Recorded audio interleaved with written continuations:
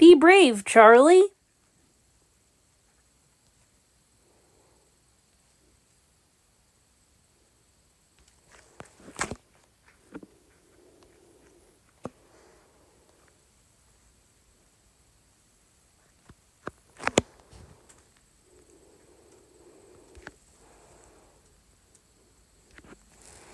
Charlie Key hunched against the back wall of a little cave, his own hiding place on the desert.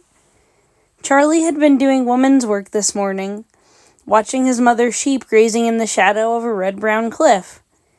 But when he saw his uncle's yellow pickup coming across the desert, he scrambled through sagebrush and he hid. For Uncle John Yazzie was looking for him. For 3 years, nobody noticed that Charlie was big enough to go to school. But this fall, a Navajo from the government school came to their hogan. He told Charlie's mother and father why it would be good for Charlie to go to school. And Charlie's father spoke to John Yazzie. John Yazzie worked in a filling station near the trading post, and he said that one day when he didn't have to work, he'd drive Charlie to boarding school and leave him there. Today was the day. Charlie's uncle stopped his pickup near the grazing sheep. For a short while, he looked out over the desert. Then he turned the truck around and started back the way he had come.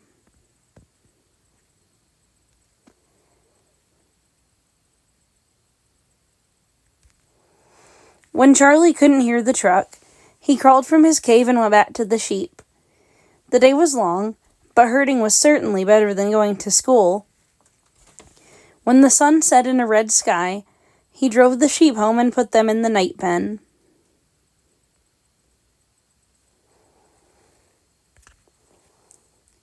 Inside the hogan, his 2 small sisters and his father waited for their evening meal. Charlie's mother slapped fry bread between her palms. She stooped over a little fire in the middle of the hogan and dropped the flattened dough onto a pan of sputtering, smoking fat.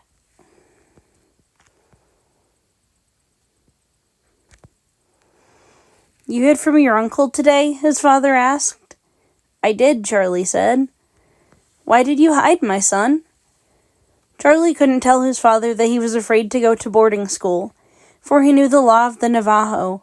Be brave, Navajo fathers told their sons. Charlie wasn't even sure what he was afraid of. He wished they lived near a bus stop, where he could get on a school bus and ride to day school. But boarding school, what happens there? "You must go," his father said. "You will find the way to a better life." "I like the life I have," Charlie said. "I don't want to go to a white man's school." "The school is for Navajo boys and girls," his father said. "It is well to learn new ways." "I like the old ways," Charlie said.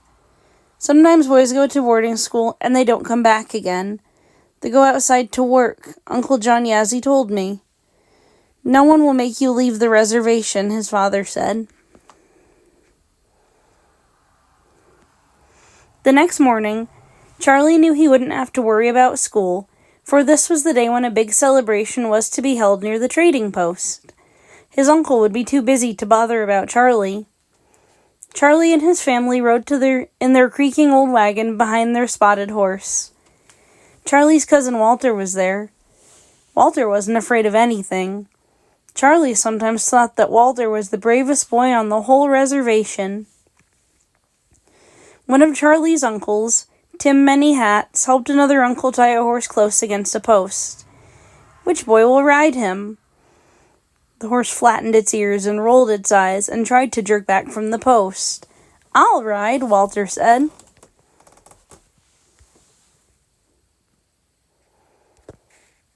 With a big jump, Walter was on the horse's back. Tim Many Hats freed the horse, and away they went. The horse bucked twice, and Walter fell off and broke his wrist. Walter's father drove him to the hospital to get his wrist fixed. The next afternoon, Charlie and Walter met on the desert. Charlie rode bareback on the spotted horse. Walter rode bareback too. One arm was in a white cast from his fingers to his elbow. For a while, they rode along together without saying anything. They came to a deep gully too wide to jump. "Let's get off and look," Walter said. They slid from their horses and looked over the rim of the gully. It was steep and deep. "Let's slide down," Walter said. "Come on, follow me." The horses stood patiently. Walter slid, feet first, straight to the bottom. "It was easy," Walter said. "Come on down." "You come up," Charlie said. When Walter tried to climb up, chunks of red rock crumbled under his good hand. "I can't get out with one hand," he said. Charlie could see that a boy wouldn't be able to get out even with two good hands. He galloped home to get a rope. He helped Walter out. That Walter was a brave one. For a few days, Charlie was safe from his Uncle John Yazzie. Charlie dug clay for his Aunt Minnie so she could make pottery. He gathered bee plants so his mother could make yellow wool for her weaving. He hoisted a huge empty can up into the wagon, and he rode to the trading post with his mother, his father, and his sisters. Charlie went to the filling station and filled a bucket from the water tap. He poured the water into the big can. Again and again, he filled the bucket until the can was sloshing at the brim with water to use in their cornfield. And then, the good days were over. "Your uncle will come for you today," his father said. "You will not hide again." Charlie's mother packed a suitcase with jeans and a shirt and a pair of soft buckskin boots. Charlie straightened his shoulders and walked out to the pickup. He and his uncle jolted across the desert. They rode all through the morning while the sun climbed high and higher in the sky. And finally, there was the boarding school. Low buildings lined the street. Neat, clean, low gray-green buildings. And Charlie was alone in front of a door. The door opened. He stumbled inside, and the door closed behind him. The first month of school was bad. There were Navajo boys and girls everywhere. They all knew what they were doing and where they were going. Charlie watched a big boy put dirty clothes into a washing machine. The boy put Charlie's shirt in, too. "I only get it dirty again," Charlie said.